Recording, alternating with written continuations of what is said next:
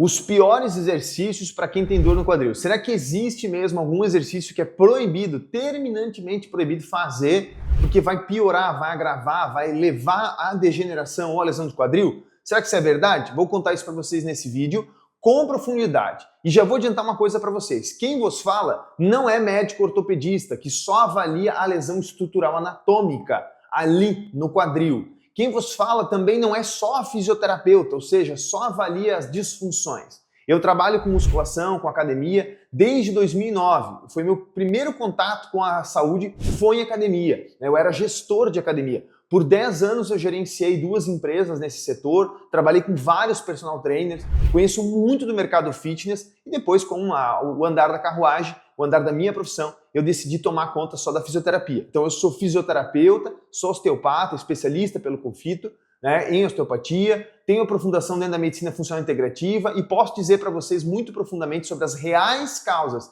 da síndrome do impacto femoroacetabular, a degeneração coxofemoral, que vai levar à artrose, que vai levar às alterações anatômicas verdadeiras da coxa femoral.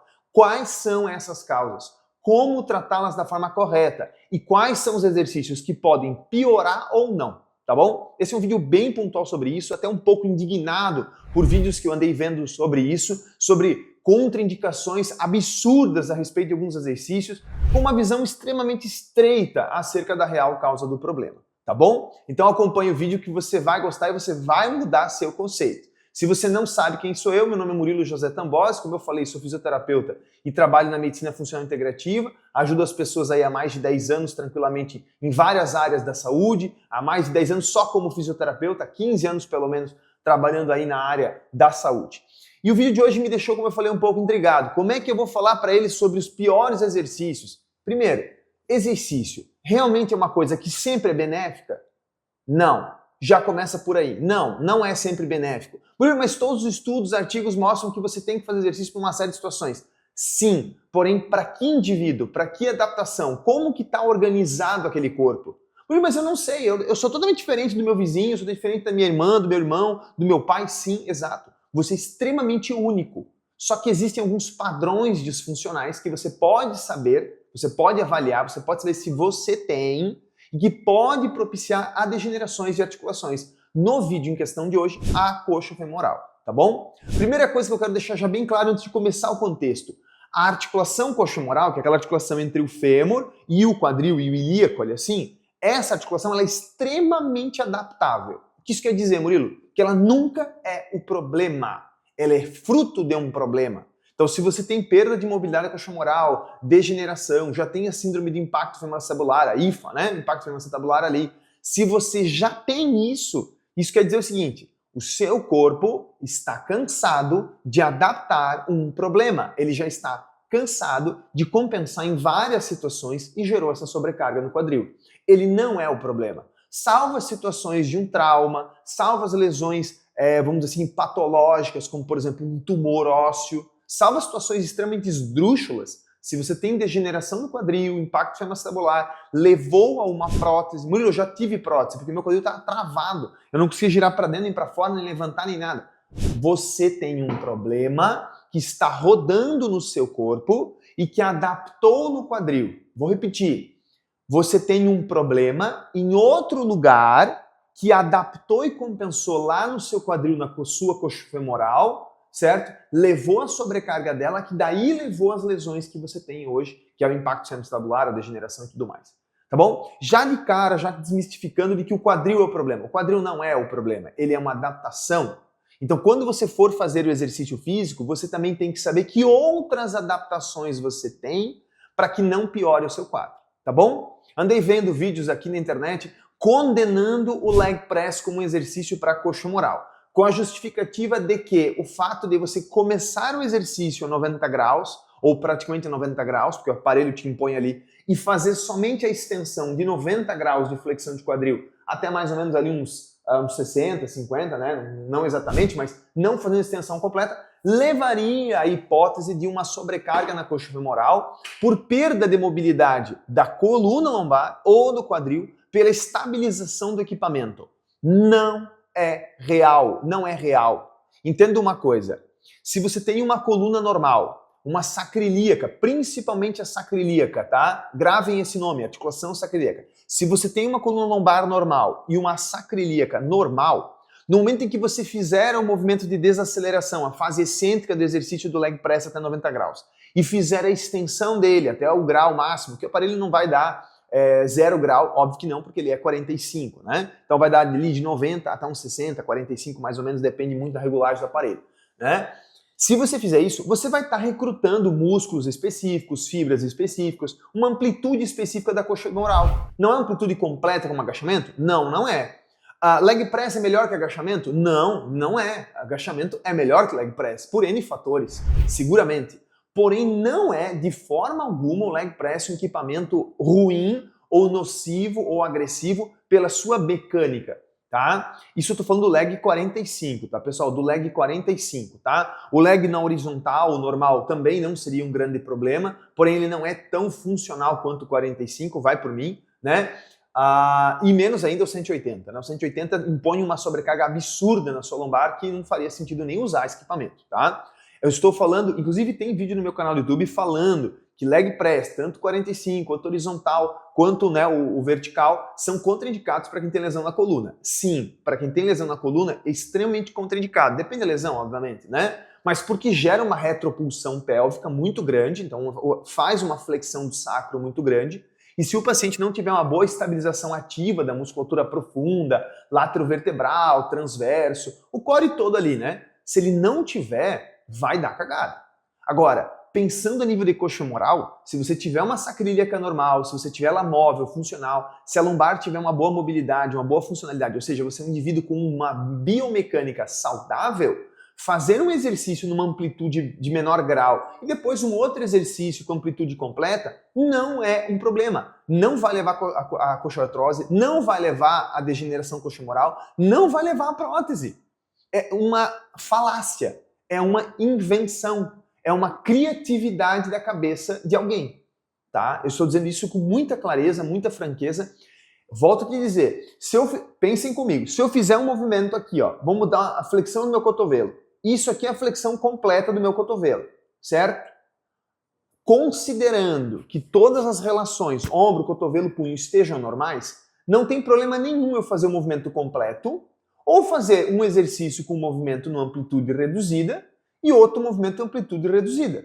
Não é o correto, não é o melhor sempre é amplitude completa, porém só vai recrutar músculos, fibras num vetor diferente. Não tem risco nenhum para articulação. Entenderam? Com o exemplo do cotovelo, a mesma coisa se aplica ao quadril. Se eu fizer uma flexão em pé de quadril de 0 graus, como está aqui, ao máximo do o meu máximo seria aqui, não sei quanto é que isso vai dar, talvez uns 130, 140, não sei, né? Ao meu máximo. Ou se eu fizer até aqui, não tem risco nenhum para a coxa femoral. Aqui vai ter um grau, aqui vai ter outro.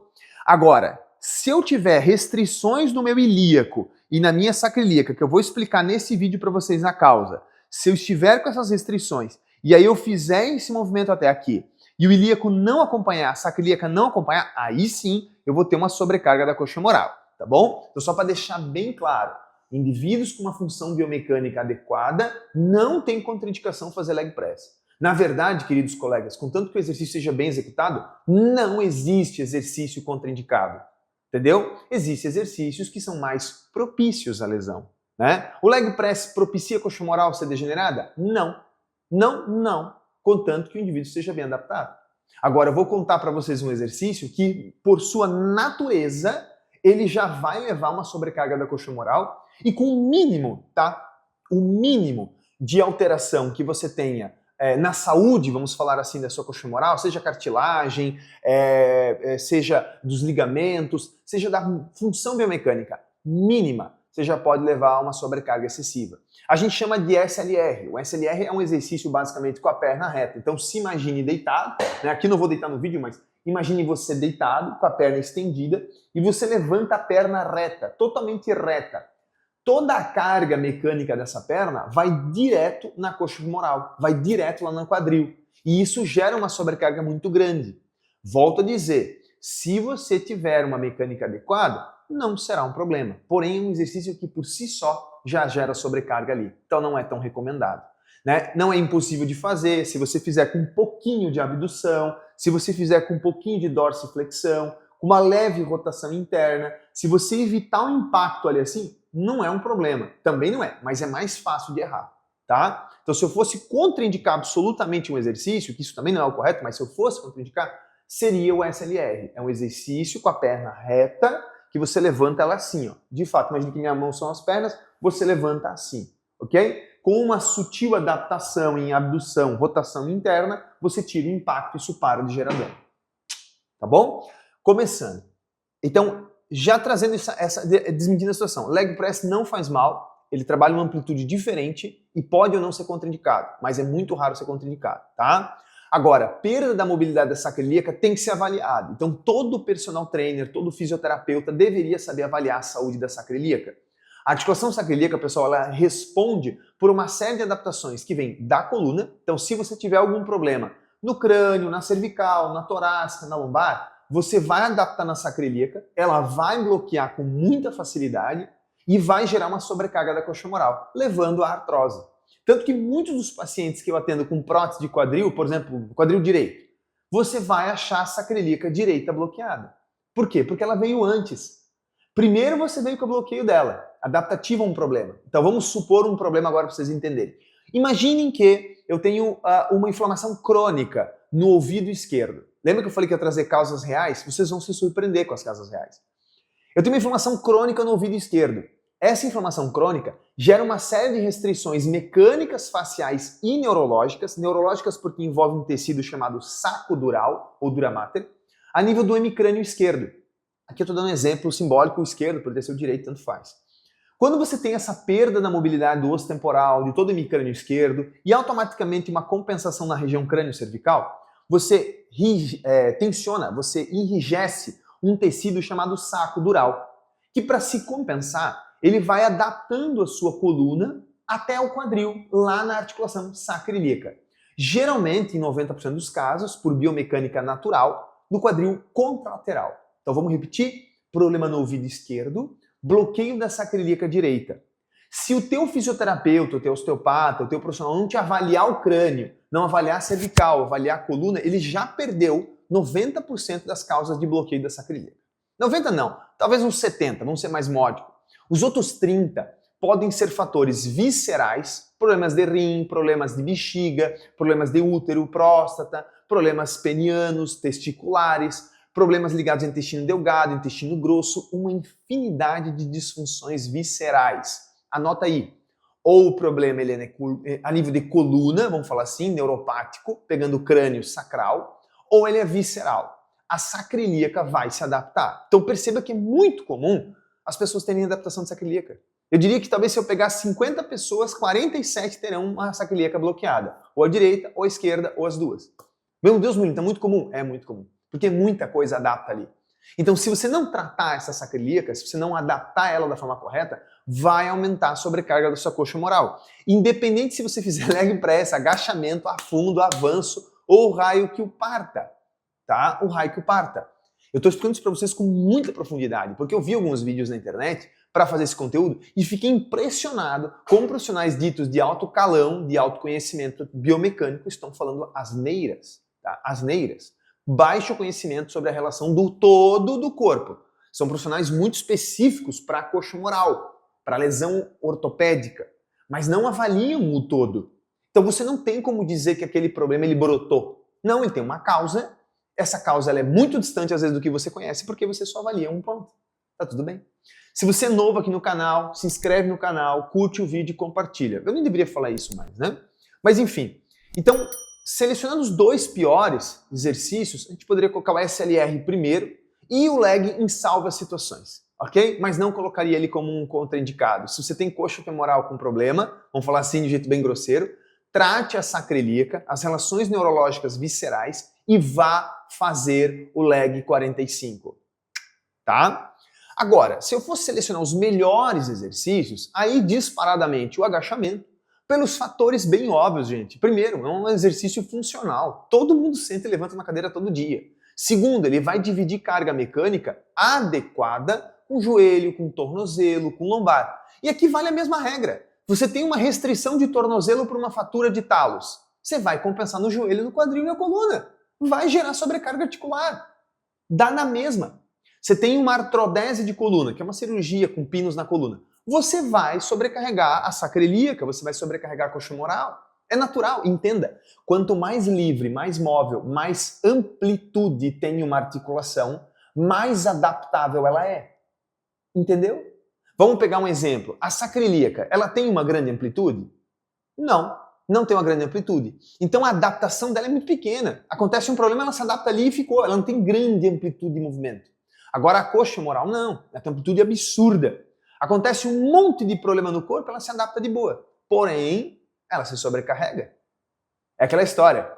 Quem trabalha mais, sofre mais. Quem trabalha menos, sofre menos. A sacra ilíaca trabalha menos. Vai sofrer menos. Tem menos gente com dor sacroiliaca. A coxa femoral trabalha bem mais. Vai sofrer mais. Tem bem mais gente com problema de coxartrose. Não sei se agora ficou mais claro no vídeo. Às vezes confunde um pouco, eu sei. Eu tento ser óbvio, mas nem sempre é tão fácil, né? Então, se eu for selecionar os melhores exercícios, o agachamento seguramente é um dos melhores exercícios para quadril.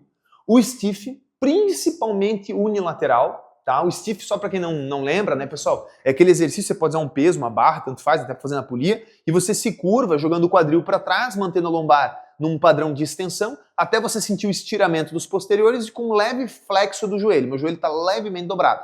Aqui é o meu limite, né, o máximo que eu posso atingir, e eu volto estendendo o quadril. A força de extensão tem que estar no glúteo, a desaceleração também está nele, tá? Você tem que se concentrar aqui, tá? Então, os exercícios que promovem a ação dos extensores do quadril e dos rotadores externos do quadril, glúteo máximo, piriforme, gêmeos femorais, quadrado femoral, né? Gêmeo superior e inferior, quadrado femoral, troca um pouquinho o nome. Esses exercícios que promovem a musculatura profunda e superficial do bumbum são os melhores exercícios. Então, o stiff, bilateral e unilateral, eu recomendo que você faça os dois, nem que você faça ciclos, microciclos para trocar um e outro, né? Fala com o seu personal que ele vai saber o que eu estou falando.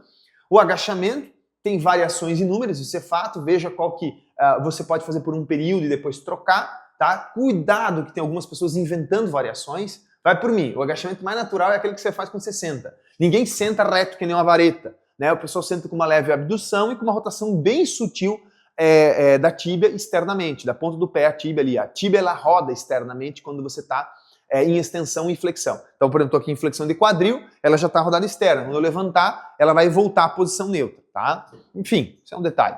Um outro exercício muito bom chamado de ostra. O ostra é um exercício que você deita de lado, coloca uma mini band nos dois joelhos e abre os joelhos em abdução. Exercício excelente para quadril, para coxa femoral, para N situações. Na verdade, pós-operatório de quadril mesmo é top. Só que tem que saber quando empregar, quantidade, quanto que você vai botar de carga. Se é uma pessoa mais idade, às vezes vale a pena fazer sentadinho, entendeu? Aí tem os seus fatores, né? Mas dá pra fazer sentado. Então, o ostra, o stiff e o agachamento são 3 dos melhores exercícios. O pior seguramente seria o LSLR e muito salva situações do agachamento. O leg press. Muito salva situações do leg press, tá bom? Prática para vocês, pessoal. Prática é fazer os 3 exercícios que eu falei ali, o agachamento, o stiff e o ostra. Teriam bem mais exercícios. Aqui embaixo nesse vídeo tem e-book com isso. Não precisa comprar e-book meu. Compra se você quer. Eu mando de graça para os meus pacientes. De graça. Mas vai por mim. Se você não sabe fazer exercício, esse e-book vai te orientar, tá bom? Eu sempre tenho que falar isso porque tem gente sempre criticando, achando que esses vídeos são para venda. Não tô nem aí para isso, cara. Eu não ganho dinheiro com isso aqui. O meu negócio aqui é orientar vocês do qual é a real causa. Vamos agora para algumas das reais causas. Eu citei uma para vocês, neuropática, né? Então é uma restrição no hemicrânio esquerdo, que poderia ser de um problema de ouvido, problema de garganta, na tuba auditiva, no seio da face, no próprio nariz, nos dentes, no olho, cicatrizes e traumas no crânio, enfim, uma infinidade de problemas cranianos vai gerar alterações neuropáticas na sua coluna e bloqueio da sacra ilíaca. Mais uma infinidade de problemas viscerais que eu falei para vocês, tá? Agora eu queria chamar a atenção para uma principal. A saúde de um tecido ósseo, ela depende única e exclusivamente da alimentação e da absorção de nutrientes, principalmente essa segunda. Se você comer moderadamente bem carne, ovo, salada, fruta e fontes de gordura boa, mas garantir 100% da absorção, então vou repetir, você comer mais ou menos isso aqui, não precisa ser um expert, e absorver muito bem os nutrientes, você vai manter a qualidade do tecido ósseo. Para você corrigir uma coxartrose, você precisa corrigir dentro do possível, dentro do fisiológico, nada cirúrgico, né? Você precisa ter nutrientes adequados para esse osso. Cálcio, fósforo, magnésio, zinco, selênio, K2, enfim, uma infinidade de nutrientes. Todos eles você consegue nesses 5 alimentos que eu falei, porém você precisa garantir a absorção. Então seu estômago, seu intestino delgado, intestino grosso, seu fígado, sistema excretor urinário, todo o sistema tem que estar funcionando perfeito. Foca em corrigir tua alimentação, depois vai fazer exercício físico. Você já vai beneficiar um monte de coisa. Esses problemas cranianos que eu falei são as exceções que você vai precisar de uma avaliação clínica especializada. Você vai marcar uma consulta, seja presencial ou online comigo, ou alguém que entenda desse contexto. Se você não quer realmente sofrer com dor no quadril. Tá bom? Agora falando no termo geral, dor no quadril. Ok? Não tem como você desenvolver uma IFA, impacto femoroacetabular, se a sua saúde óssea for boa, se a sua saúde neurológica for boa e biomecânica adaptativa a outros problemas. Tirando traumas, você não tem como desenvolver uma IFA. Parece absurdo, né? Mas é isso, as causas são simples. São simples, tá? Basta você avaliar essas questões. Não sabe avaliar? Agenda uma consulta online. Você já fez essa abordagem, já tratou a parte neurológica, visceral, sua alimentação é impecável? Ótimo, então você só precisa desenvolver mobilidade para as articulações. Provavelmente a sacroiliaca ou a região crânio-cervical. Vamos supor que, sim, Murilo, eu tinha um problema de dente, eu vi um vídeo seu, tratei, dor no quadril sumiu. Eu estava com uma degeneração no quadril. Será que era daquilo? Provável. Mas será que eu liberei a sacroiliaca? Não sei, cara. Ou você vai consultar comigo, ou você vai fazer o trabalho de mobilidade. Aqui embaixo tem e-book só de mobilidade. E tem e-book só de fortalecimento de quadril. E tem e-book só de fortalecimento de coluna. Você faz aquilo que você sentir que é melhor para você. Ou então, paga uma consulta e faz uma orientação profissional. Entendeu? Gente, esse vídeo é o mais franco possível. Eu nem fiz o resto todo da roteiro do vídeo. Eu fiz de coração para vocês. Para caírem fora dessa história de exercícios proibidos. O exercício ele só é proibido quando o indivíduo tem alguma falha biomecânica. Essa falha biomecânica, tirando o trauma, ela é adaptativa a um problema. Você acha o problema, trata a falha biomecânica e vai fazer exercício normal. Contanto que não seja nenhum desses exercícios inventarola, mirabolantes que o pessoal cria, né? Que nem o pessoal ficar de barriga para cima empurrando o trilho do stiff com os pés. Stiff não, ai meu Deus, da barra guiada. Da barra guiada. Contanto que não seja uma coisa ridícula dessa, contanto que você faça um exercício natural, funcional, bem orientado, com um bom personal, uma pessoa bem acompanhando ali que tenha conhecimento, não tem erro, tá bom? Fiz um vídeo prático, espero que vocês tenham gostado, espero que vocês tenham entendido. Se você ficou com dúvida, manda nos comentários, manda lá no Instagram, me segue nas redes sociais e estamos à disposição. Grande abraço e até o vídeo da semana que vem.